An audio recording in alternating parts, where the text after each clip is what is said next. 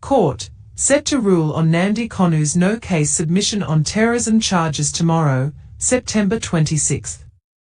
The leader of the indigenous people of Biafra, IPOB, Nnamdi Kanu, will on Friday, September 26, know his fate at the Federal High Court in Abuja, where he is requesting that the terrorism charges against him be quashed and he be set free from the charges. Justice James Omotosho is to deliver a ruling on whether the Biafra Nation agitator has a case to answer on terror charges or not, on September 26. Although October 10 was fixed for the ruling, the date was brought forward on the ground that the ruling was ready ahead of the date. The leader of the indigenous people of Biafra, IPOB, Nnamdi Kanu, will on Friday, September 26 know his fate at the Federal High Court in Abuja, where he is requesting that the terrorism charges against him be quashed and he be set free from the charges. Justice James Omotosho is to deliver a ruling on whether the Biafra Nation agitator has a case to answer on terror charges or not on September 26. Although October 10 was fixed for the ruling, the date was brought forward on the ground that the ruling was ready ahead of the date. The notice for the ruling delivery by the court had been served on Kanu through his lawyer, Godwin Kanu Agabai San, while that of the federal government was delivered to it through Chief Adegboyega Awomolo San, who prosecuted the case. Kanu made a no-case submission shortly after the federal government concluded presentation of its case against him upon calling 5 witnesses and rendering some exhibits. Kanu, through his lead lawyer, Godwin Kanu Agabai San, had on July 18 applied to the judge to throw away the terrorism charges against him on the ground that he was not properly and legally linked with any terrorism offences, and asked the court to discharge and acquit him. Among other arguments, Agabai San said that throughout the proceedings, no single witness was called to tell the court how he was incited by Kanu to resort to violence.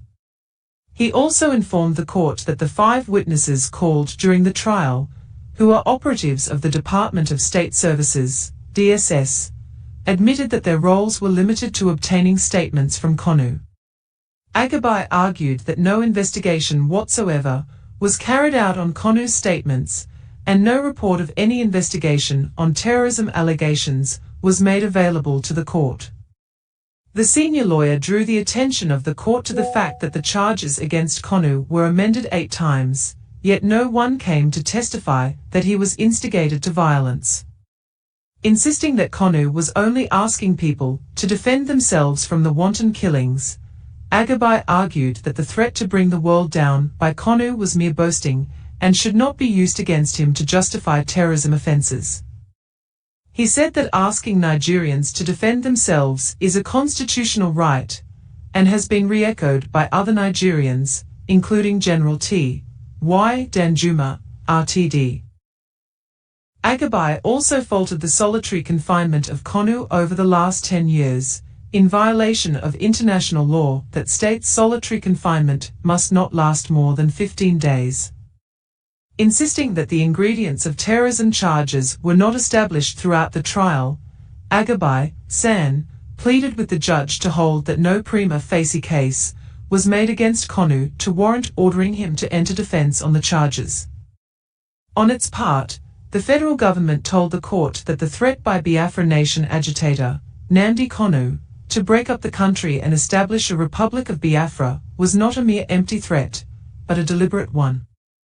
The government said the detained leader of the proscribed indigenous people of Biafra, IPOB, made a broadcast on Biafra radio station, where he openly and publicly declared his intention to break up Nigeria. The federal government's lawyer, Chief Adegboyega Awomolo San, said the broadcast by Kanu caused Nigerians to live in great fear. The senior lawyer told Justice Omotosho to reject the claims of Kanu that he had no case to answer in the 7-count terrorism charges brought against him by the federal government.